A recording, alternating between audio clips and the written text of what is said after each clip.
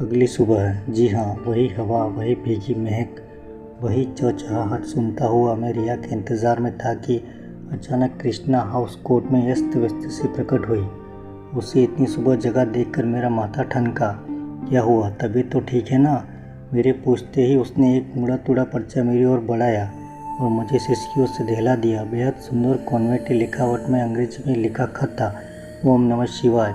आहा, शाम की ताज़ा हवा, बरसाती मिट्टी की सौंधी सौंधी महक, घर लौटते परिंदों की चहचहाहट। कुछ चीज़ें कभी नहीं बदलती, खासकर वे जो मनुष्य को प्रकृति से जोड़ती हैं। यही सब सोचते सोचते मैं घर की ओर लौट रहा था। मैं यानी रिटायर्ड ब्रिगेडियर अर्जुन अहलावत करीब 36 साल भारतीय सेना की सेवा करने के पश्चात 3 साल पहले ही रिटायर हुआ था। हालात कुछ ऐसे बने कि रिटायरिंग के बाद दिल्ली में अपना मकान होते हुए भी सब बेच बाच कर देहरादून शिफ्ट होना पड़ा। क्यों, यह मैं आपको बाद में बताऊंगा। फिलहाल तो आप इतना ही जान लीजिए कि सेना में उम्र पर नौकरी करने के बावजूद मैं एक बेहद खुशमिजाज, सरल व उदार व्यक्ति हूँ। परिवार में कृष्णा है, जी हाँ, मेरी पत्नी, धर्म पत्नी कृष्णा अहलावत। नाम रखने में माँ बाप ने अवश्य जल्दबाजी की होगी, क्योंकि कृष्णा कहीं से भी कृष्ण वर्ण की नहीं, दूध धुला रंग, सामान्य जगत काठी और हल्का भूरापन लिए वो घुंघराले बाल, एक स्वस्थ जाट परिवार की स्वस्थ पुत्री व बहू, दोनों बच्चे, प्रणव व प्रज्ञा की ममतामय माँ, वो मेरे लिए एक धर्म भीरू, मेरा कार्यदक्ष पत्नी। उसकी व मेरे बाहरी वक्तव्य की समानता छोड़ दे तो हमारे विचारों में जमीन आसमान का अंतर मिलेगा। यह दिगर बात है कि ज़्यादातर हिंदुस्तानी विवाह इस अंतर में बावजूद सफलता व सिल्वर और गोल्डन जुबली मनाते आ रहे हैं। उसे देहरादून लाने में मुझे कितनी दिमागी मशक्क़त करनी पड़ी, यह मैं ही जानता हूँ। अब आपसे क्या छिपाना, जिंदगी भर की कमाई लगाकर दिल्ली में शालीमार बाग में अपना 2 मंजिला मकान खड़ा किया था। कुछ दिन उसमें रहे भी, बाकी कुछ और ही मंजूर था। बेटी उन दिनों मेडिकल करके यूएस जाने की तैयारी में थी। वह प्रणव आर्किटेक्चर के प्रथम वर्ष में अचानक हम पर प्रकट हुआ कि प्रज्ञा अपने विजातीय सहपाठी से प्रिय विवाह करना चाहती है। सुनकर मैं तो संयंत्र रहा, पर कृष्णा तो अपाहिक हो बैठी। उसकी नज़रों में बेटी की साजिश के पीछे मेरा हाथ था। अब उसे क्या कहता कि मेरी बला से एक कैरियर शुदा परिपक्व लड़की करियप्पा से विवाह करे या कुमावत से, मुझे कोई फर्क नहीं पड़ता। लेकिन कृष्णा की हाथ तो बात से घबरा कर प्रज्ञा ने कोर्ट मैरिज कर ली और मैं यह अपराध कर बैठा कि नवविवाहित दंपति को एयरपोर्ट तक सी ऑफ करने चला गया। उसकी सज़ा यही मिली कि 1 महीने तक कृष्णा न मुझसे बोली, न ही उसने ढंग से कुछ खाया पिया। कुछ रोज़ तो मैंने बर्दाश्त कर लिया, पर जब उसके स्वास्थ्य पर असर पड़ने लगा तो मुझे बड़ी चिंता हुई। डॉक्टर ने कुछ टेस्ट वगैरह करके यह नतीजा निकाला कि श्रीमती जी घोर डिप्रेशन यानी अवसाद की स्थिति में है। यदि उन्हें शीघ्र ही इससे न निकाला गया तो मुश्किल आ सकती है। सुनकर मेरे तो जैसे हाथ पैर ही फूल गए, किंतु प्रणव ने सही राय दी कि मैं उसे लेकर आबो हवा बदलने किसी नैसर्गिक जगह पर निकल जाऊं। जाने की सोच ही रहा था कि मुझे अपने पुराने दोस्त कर्नल वो प्रीति का ख्याल आया। रिटायरमेंट के बाद वह अपने घर देहरादून चला गया था। कई बार उसने हमें बुलाया, पर किसी न किसी वजह से हम जा न सके। आज इस मुसीबत की घड़ी में मुझे वहीं जाना उचित जाना पड़ा। मैं पत्नी सहित बोरिया बिस्तर बांध देहरादून चला आया। वहाँ आकर कृष्णा की हालत में आश्चर्यजनक गति से सुधार हुआ। एक तो वो प्रीति का खुला हवादार बंगला और दूसरे उसकी हंसमुख गढ़वाली पत्नी का साथ, दोनों मिलकर कृष्णा के लिए जैसे रामबाण सिद्ध हुए। कर्नल मुझे किचन गार्डन में उलझाए रखता, उसकी पत्नी कृष्णा को दवाइयाँ कम और बातों की खुराक अधिक देती। लिहाजा हुआ यह कि 3-4 हफ्तों में ही कृष्णा कुर्सी छोड़ बैडमिंटन खेलने लगी, रसोई में पकौड़े तलने लगी। और जब एक दिन उसने अचानक बगीचे से गुलाब तोड़कर जोड़े में खोसा, तो मैं 40 साल पहले ही कृष्णा को याद कर ले बैठा, जो हमेशा अपने जोड़ों में फूल लगाए रहती थी। जाने का समय निकट जाने मैंने वो प्रति से दिल्ली की टिकट रिजर्व कराने को कहा कि तो आशा के विपरीत उसे मेरे निर्णय से कोई खास खुशी नहीं हुई, बल्कि जो कुछ उसने कहा वह शब्द मुझे आज तक याद है। जाना है तो चले जाओ अर्जुन, पर दिल्ली में तुम अपने बंगले में कैदी होकर रह जाओगी। बच्चे आजकल अपनी ज़िंदगी संभाल ले, यही बहुत है। हमारी किसे पड़ी है। मेरी मानो तो उसी लेन में एक प्रॉपर्टी हाथों हाथ बिक रही है। ज़्यादा नहीं तो 12 से 15 लाख में सौदा तय है। मेरे पास यही बच जाओ। बुढ़ापे साथ देंगे तो एक दूसरे का साथ साथ सुख दुख बांटेंगे। मैं आश्चर्यचकित था कि उसने इतनी दूर की सोच डाली, पर कृष्णा की मनस्थिति ने मुझे भी समा रखा था। अब यदि दूसरी दफ़ा कुछ गलत हुआ तो क्या करूँगा। कृष्णा को मनाना सहज नहीं था, पर मेरी जिद के आगे उसे झुकना ही पड़ा। प्रणव हॉस्टल में था ही, उसे हमारे निर्णय से कोई एतराज़ नहीं हुआ और हम ओम प्रीति के सहारे देहरादून बस ही गए। दिल्ली से उत्तरांचल का स्थानांतरण हमें महंगा नहीं बल्कि सुविधाजनक ही पड़ा था। घर तुरंत व्यवस्थित कर डाला। ओम प्रीति के पहाड़ी डॉक्टर ने उसी ने एक नौकर हमारे लिए भी जुटा दिया। कृष्णा का अधिकांश समय बागवानी में बीतता या मिसेज ओम प्रीति के साथ, और मुझे तो कर्नल ने वापस पुराने दिनों में खींच लिया था, जहाँ था फौजी। बिरादरी के रिटायर्ड मेंबर्स के साथ क्लब की फुर्सत भरी शामें, लॉन के ताज़े फल सब्जियों की लज्जत और शिवाकाल की ठंडी मस्त बयार। मैं हर चिट्ठी में प्रणव को लिखता कि कैसे देहरादून उसकी माँ व पिता को रास आया है, वह कैसे हमें उसकी बड़ी शिद्दत से इंतज़ार है। लीचियों की सौगात बेचता रहता और प्रणव से भी सुनता कि कैसे उस तक पहुंचने से पहले ही पार्सल गायब हो जाता है। कुल मिलाकर हम मियाँ बीवी हर तरह से सुखी व संतुष्ट थे। पर कहते हैं ना कि अपनी नज़र खुद को भी लग जाती है, कुछ ऐसा ही हमारे साथ भी हुआ। प्रणव नहीं उसकी आज्ञाकारिता की क्या तारीफ़ करो। कोर्स पूरा होते ही हमारे पास देहरादून में ही सेटल होने की कोशिश करने लगा। हमने कहा कि दिल्ली उसे ज़्यादा सूट करेगा, पर उसने हमें अकेले छोड़ने से साफ मना कर दिया। प्रणव के आते ही हमारे शांत गरौंदों में जैसे बाहर आ गई। युवा लड़के लड़कियों का जमावड़ा हर पल हमारे आशियाने को गुलजार किए रहता। मैं तो खुश था, परंतु कृष्णा को कुछ ही दिनों में खींच होने लगी, क्योंकि उसका अनुशासित स्वभाव उसे आवश्यकता से अधिक किसी से घुलने मिलने नहीं देता था। प्रणव की इस बेपरवाही सी जीवन शैली को देखकर मैंने मन में एक ख्याल आया और मैंने कृष्णा को भी मन की बात कह डाली। सुनो कृष्णा, तुम्हें नहीं लगता कि तुम्हें अब एक बहू की ज़रूरत है? कृष्णा मेरी बात सुनकर फीकी हंसी हंस दी। मुझे या तुम्हें? थक गए हो मेरी सेवा करते करते? अरे नहीं यार, मैं हंस दिया था। आजकल बहुएं पति सेवा के लिए लाई जाती है, सास ससुर के लिए नहीं। वह आकर प्रणव को संभाले, यही बहुत है। कृष्णा की सहमति लिए हमने प्रणव से बात की तो पाया कि अनेक महिला मित्रों के बावजूद शादी के मामले में वह पेरेंट्स पर ही निर्भर है। इस बात की हमें खुशी हुई थी, किंतु शीघ्र ही हमें पता चल गया था कि हमने बिन बुलाए आफत मोल ले ली है।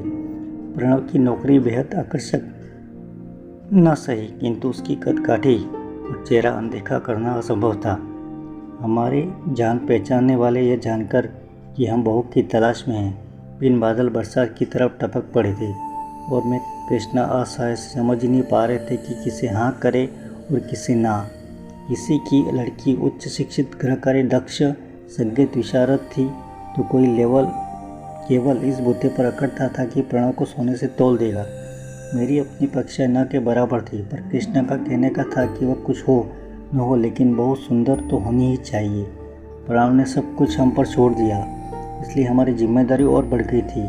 सबसे पहले मुझे पसंद आई मेजर शर्मा की बड़ी बेटी, जो लखनऊ से बीएड कर इसी साल लौटी थी।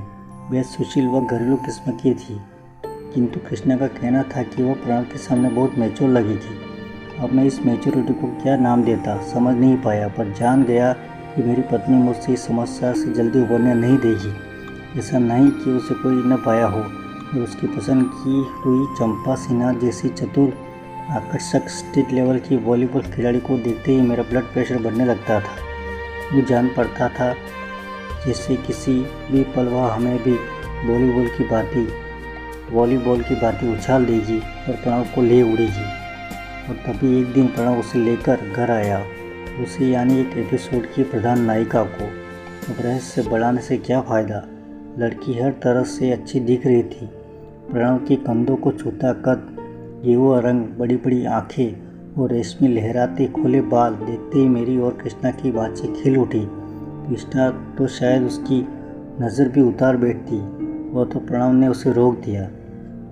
आप गलत समझ रही हैं mummy, Riya is just a friend.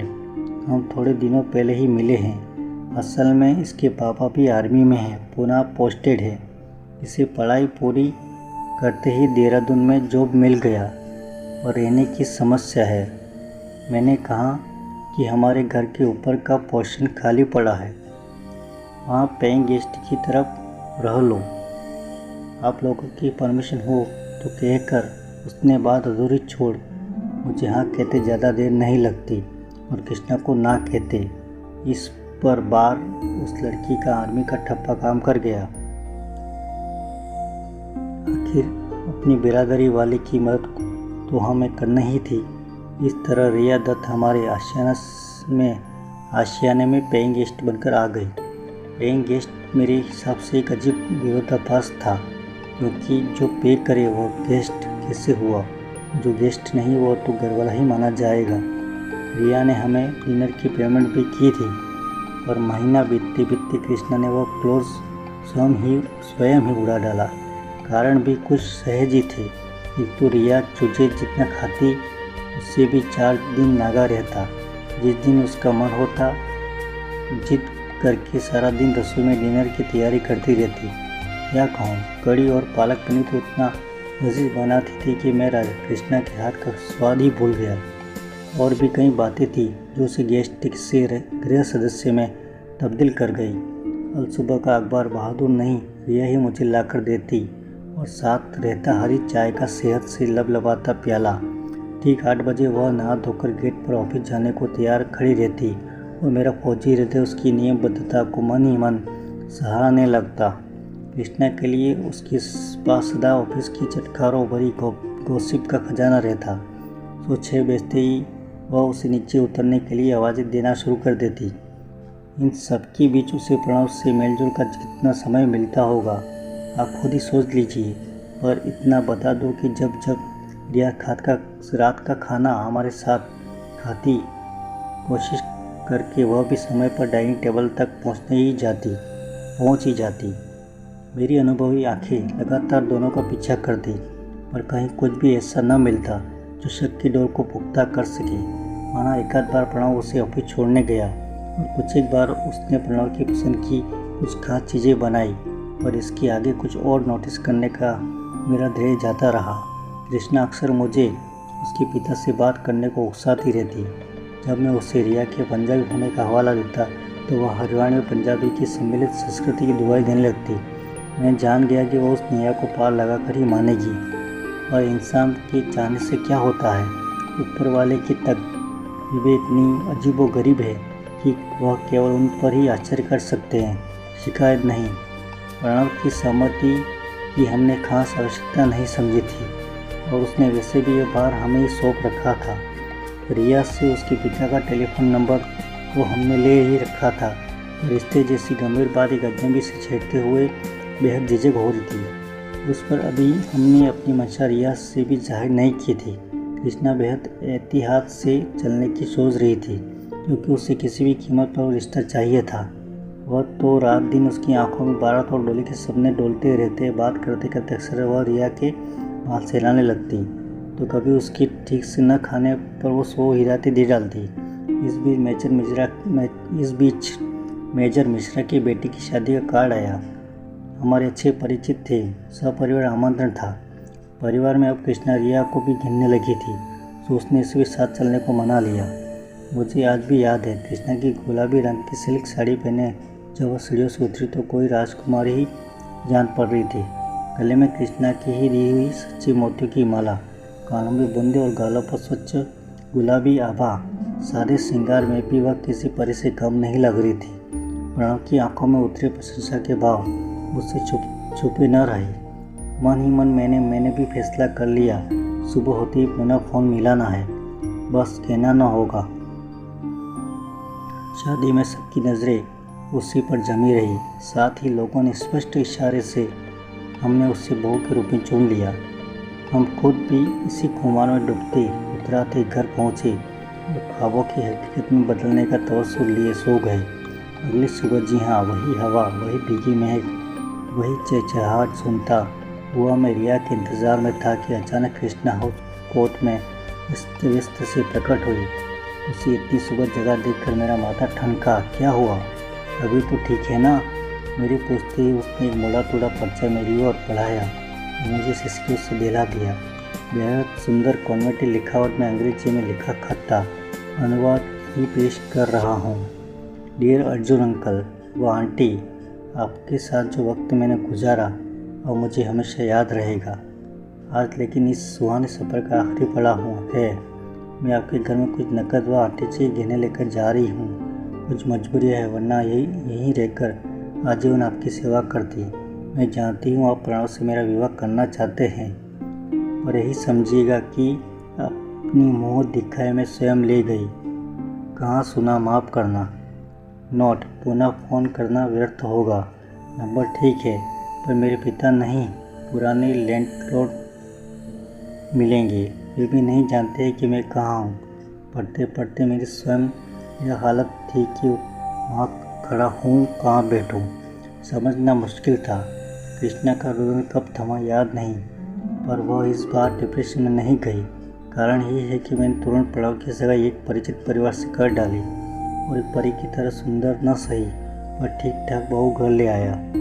आज भी जल्दी घर पहुंचना है। मेरी बेटी की पहली मैरिज एनिवर्सरी जो है और हाँ, पेइंग गेस्ट रखने की हमें फिर कभी ज़रूरत ही नहीं पड़ी। ऊपर का कमरा अब हमारी बहू रानी का जो है।